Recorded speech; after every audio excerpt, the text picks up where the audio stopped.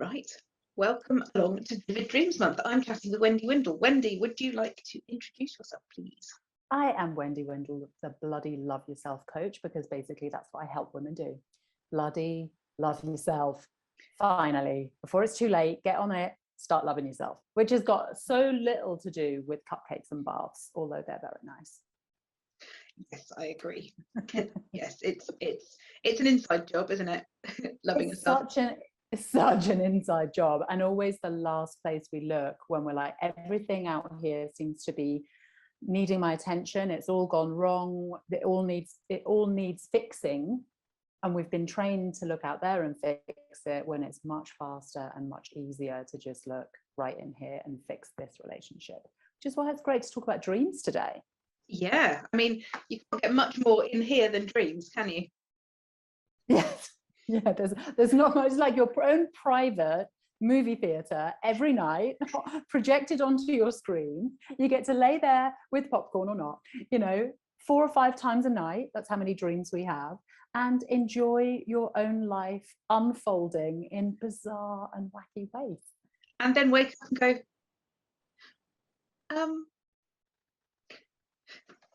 oh, what happened there? Yeah. What's that about? What does this mean? Tell me. So what does it mean? Well, what does it mean? So everything I've been doing in the last few years of my life since this awful peri monster came in has been like, okay, how can I support myself through this? And what does it mean? But not in a frantic, what does this mean? Because if I ask a question like that, my mind's going to come back with, well, it means you're crap, clearly. So Yeah. when I find, because that's how my mind works, it means you're a crap and you're a failure. Okay. Oh, okay. Sorry, I asked. Yeah. But when I can just sit back and go, okay, actually, what could this be trying to say? How is this trying to support me? How is this for me rather than against me? And we've had this chat many times that perimenopause is definitely a time that, while it is living hell, can be very much viewed as a time that is for us. I had a chat with a hormone doctor recently, and she just said to me, you need to understand that you are going through a second puberty. It's that drastic. You are, we think of puberty as, this time of going like from the caterpillar to the butterfly. She's like, well, now you're going from a butterfly to something. And I'm like, a dragon? And I'm actually quite fond of dragons. So it's like, yeah, I'm going to view it like that. It's a massive time of turbulent, huge changes. And yes, it's uncomfortable. And yes, we definitely need support. Thank God for you in the group. And dreams for me have just recently entered into that conversation as well, where I've stopped just kind of, because definitely in perimenopause, I went from somebody who dreamed but didn't really think much of it, to somebody who had vast cinemascapes of weird every night. And then I was tempted to do the dream analysis thing and look into it. But I thought, oh, I'm going to get myself into a rabbit hole. Not against anyone who's in that world and does it. In fact, if anyone does readings, I'm interested. But I didn't want to start giving myself another area where I could get into a rabbit hole of worry. Yes. It's like, I know exactly what you mean. I find every now and then I'll wake up and I'll be like, oh, interestingly, I think that dream was trying to tell me something. So then I'll go and have a bit of a Google around sort of dream analysis and go, okay, yeah, that makes sense. But then nine times out of 10, I'm like, well, that was cinematic. I don't think it was telling me anything. I think it was just some stuff happened. And this is the wonderful thing about dreams, is that we have the choice with what to do with them. And I think it's just another area of our lives where we can decide to be empowered and just say, okay, I've had this dream, it was wacky, I remember it. So now I get to choose what to do with it, because dreams very much can be, a lot of what's happening when we're in dream state is just processing. So it's when we literally have a brain dump. So every single day, we create thousands of useless connections in our brains. They're connecting machines, and they love to connect the dots. And as we know, we're usually wrong. So in the dream time is when the brain goes, well, actually, this is all garbage and rubbish and makes no sense. I'm going to dump it. And what happens then is that we get these weird and wacky dreams of bits and bobs that have happened in the day that don't really make much sense. So that's definitely one of the reasons why we don't, if we don't want to, need to take our dreams seriously at all. It's just trash. leaving, and we get to watch the trash men come. It's usually a bit more exciting than trash men coming, but that's all it is. Another way that dreams help us is that they are deeply healing. It's a very healing, restorative period of the night, and healing on a cellular level is actually very active. So while we're, that's why if you've got dogs, I've got cats, and we love to watch them dream, right? It's so cute. But we're doing, but we're doing exactly the same thing in our sleep, which is why we wake up like with all the covers or none, in my case. So we're doing deep healing in our dream state as well. And again, if your cells are moving and healing, that's going to give you something visual to watch while that's happening. So it's not necessarily something that you need to pay any attention to. It's simply a byproduct of healing from the day. And we've got a lot to heal from with our hormones right now. So it's just a byproduct. However, sometimes we do wake up, don't you, with that feeling of, what did that mean? I feel like my dream is trying to tell me something. And this is an area that I've just started to branch into, from going from like, oh, I can't be bothered, I'll just wake up and get on with my day, to wait a minute, I'm having recurring dreams, and here's another way to look at it, a recurring feeling when coming out of a dream. What is that trying to tell me? And again, you can go deep into these things or make it as simple as this. And I've chosen to take the simple route. I just grab a journal in the morning, write down a few fragments of what I can remember, and then ask myself this question: where else in my life do I feel like this? When we dream, the left brain, so the cognitive, language, reasoning, rational side of the brain, is at full rest, asleep.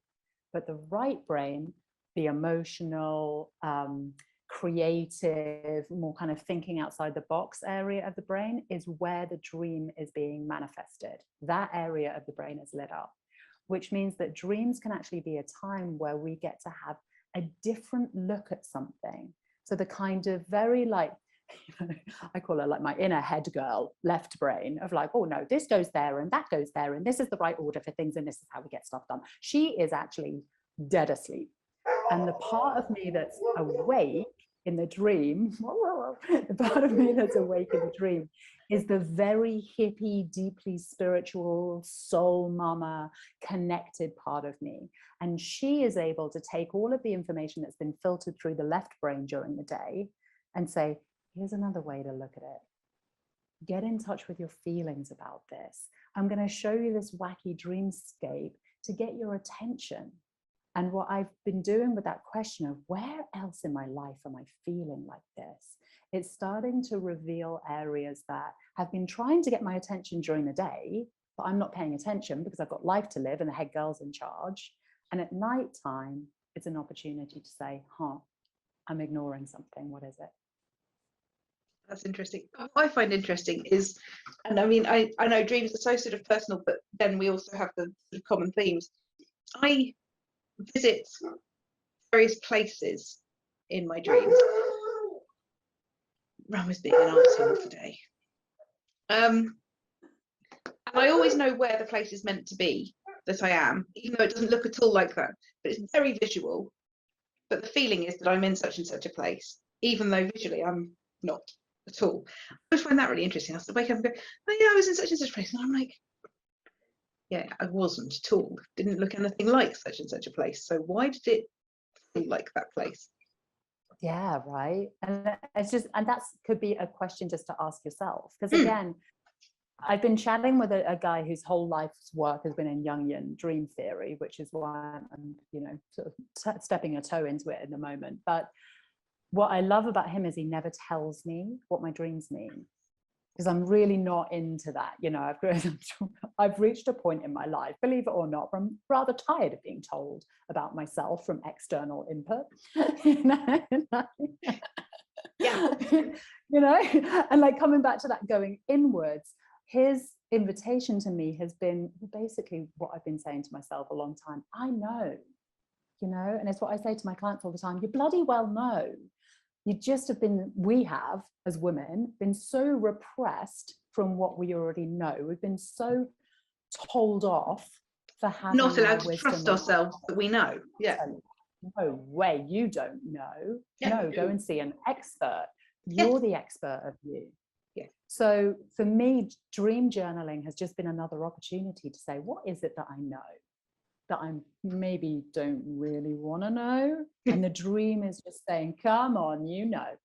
And especially, like, you know, it was the full moon eclipse last night, which is another great opportunity to just say, what is it that I know and I'm just don't really want to know, because it means I have to make a change. So yeah, so I guess the easiest thing to do is to just jot things down as you wake up and just see what shows itself. And I guess it's going to take potentially several nights, several weeks even, to say, oh, that's interesting, the common theme is such and such a feeling, or the common theme is such and such a thing. Yeah, I've certainly noticed that, where like I kept having a dream where things weren't quite as they seemed, you know, like I'd go and pick up a puppy, but the puppy had like, it was ill, or there was something wrong with it, or like it was fishing, which was weird in itself. And I got this beautiful rainbow trout, but as I held it in my hand, I was like, this fish isn't well. You know, there's something wrong with it. And I had several of these dreams as my hormones are absolutely falling to pieces. So it doesn't take too much brain surgeon there to go, you know, I keep having this recurring dream that everything's okay on the surface, but it's not okay underneath. And for me, then it actually helped me, along with a severe bout of depression, to go, maybe it's time to go and see a hormone doctor and actually get more help, you know, because, well, yes, I'm like the duck swimming on the pond, everything seems okay on the surface. I know how frantically I'm working underneath to keep this machine going. And I felt like my dreams were saying, you know what, Wendy, this is surfacing, you know, like there's something wrong and it's surfacing, and it's an invitation to just know that and be like, yep, I got to stop trying to muscle through this and go and get extra help. It's time, you know? Yeah, I've noticed that I keep going back to places, they don't look like they should do, but I know where I am, that are places where I have felt safe previously. Which is interesting, because it's sort of like, it's as though I'm like, oh, so I'm safe, right? Oh, that's nice. Thanks, subconscious, for telling me that I am actually safe, because which is lovely. And I think that's, of course you are. And I think that's a great rule of thumb as well, whenever we're looking at stuff like this, is how can I take this information in a way that's going to be supportive to me, you know? But sometimes, it's a little nudge, you know, like many, many, many years ago, I was with a professional cheater. And I dreamt, I like to call him a professional cheater. This man had an affair for 6 months and I had nothing to prove it. Nothing. Wow. Professional cheater. You know, and I confronted him and I got the tears and the sobs. Professional. But every night I dreamt that he was cheating on me. I had an ex who also was very good at cheating. And I remember having this dream about loads of spiders, which just freaked me out, something chronic. And I spoke to somebody I worked with at the time, and she was just like, that's definitely trying to tell you something. And I'm like, is it? Okay.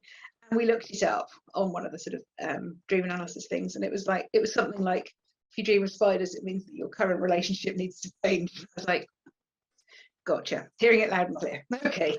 Heard it. Yeah. So I think for me, I finished with him that same day. It suddenly, as soon as she said it, I was like, oh, that's the decision that my conscious brain couldn't make. Right. And that's it to me, looking at dreams that way. They can be, like I said, they can just be fluff in the garbage getting cleared out. So, you know, if you don't want to pay attention, you don't have to. But it could be that the subconscious is saying, hey, I need you to pay attention to something. And I've started to view that as a very friendly voice. It might make me have to take action that I don't want to take, like dumping that cheating guy, you know, or it might be that I do need to make a change, but it's always going to be for my own health, for my own benefit. You know, I think that's, for me, that's the rule of thumb. It's like, I'm going to decide that these dreams are trying to help me. So if they're giving me a message, it's going to be helpful, right? Rather than looking for catastrophe or the worst, or because sometimes our dreams, and by the way, as we get older, our dreams do get more negative. It's just nobody knows why. They just get more negative. They get scarier, they get darker emotions and more negative. So it's not necessarily like it's the end of time. It's just what happens to human beings. Our dreams get more negative as we get older. So, okay. You know? But again, just saying, okay, if you're having a negative dream, it doesn't necessarily mean that there's something negative happening in your life. The message could be very positive. The message can be telling you something that maybe you need to change, or like you say, you keep going back to these places where you felt safe. Now, again, you have the choice because you're empowered to either go, well, does that mean I'm not safe in my own life? And it's beautiful that you said, oh, that means my dreams are trying to tell me I'm safe. Yeah. Lovely. Because I just always take the path of least resistance. That sounds nice. Good, I'll go that route. Also, and honestly, that's what right brain is there for. You know, with all of us, you know, in the hub and whatever, having these crazy dreams, and we all are, you know, it's definitely a thing. Do you remember that game you used to play with? My family used to play it at Christmas time, and you'd write a line of a story, and then you'd fold it over and pass it to the next person. They'd write another line and pass it on. Imagine if we all wrote a bit of what happened in a dream and folded it over and passed it on. That could be interesting. Then we could hand it to a psychologist. Or do some wacky performance art in Covent Garden over Christmas, you know. Yeah, we can run with this. Ah, yeah. We could. Okay. Like really show the world what a bunch of perimenopausal women are dealing with. Yeah, I mean, I had one recently where, so I was somewhere in the London Underground network, and there was a suicide bomber, and we needed to, you know, get away from the bomb. Understandably, all of these things make perfect sense. So the bomb went off, and we were all safe, and it was okay. And then we had to go and find the suicide bomber to prevent him setting off the bomb. And I'm like, when I woke up, I was like, right, like logically, that didn't make sense. But the dream lasted for a good long while. I was chasing around here, there, and everywhere to try and find him, and it's very bizarre. It's bizarre, but if you look at it from this lens of, in our dreams, every aspect of our dream is an aspect of ourself. So it makes sense that there's an aspect of yourself that wants to blow this whole thing. Yeah, and then goes back and goes, oops, better go and find them. Better go and find them. Exactly. It's what, and that's the, you know, there's a question for journaling. If anyone has a kind of a similar dream like that, it's what is that aspect of myself? What are they trying to blow up? You know, I had a dream recently where I was in a school teaching, which is kind of normal for my life. And then this kid came in and was trying to drag me outside, and I was having a cup of tea. I did not want to go outside. Trying to drag me outside to pay some other kid attention. And I just didn't want to go because I know that this other kid has just got drama. And when I woke up from that, it was like, okay, what part of me am I not allowing to have a bit of drama right now? What part of me am I just having a cup of tea and ignoring it because I don't want to deal with it? And what impact is that having on my life? You know, because if every aspect in that dream is me, there's a part of me desperately trying to get my attention. There's a part of me desperately needing my attention, and there's a part of me that can't be asked. Tea and tea left in peace. Yeah. What can I do in my life, in my waking life, to support all those three aspects of me? Yeah. That's just so interesting. I feel like we could talk about this for weeks, but I feel like also we're already loading people with yet more information to unravel when they sleep tonight. So, so I'm going to be kind to anybody watching this and say thank you very much, but we won't overload people's brains with any more crazy ideas for them to dream about. We'll just encourage people to journal whatever it is that comes up in their dreams and see what that's trying to tell them. Yeah. And ultimately, and I think this whole stage of menopause for me has been this 5-year-long journey into knowing what you bloody well know. And that is scary. And that's why we have each other to support ourselves through this. It's scary for us to know what we know because we know so much. And it's scary for us to admit that we have the power to change it, because we have so much power. So yeah, but we're all in this boat together, and that for me is what perimenopause is actually about. Yeah. Awesome. Thank you so much. Thank you, my lovely.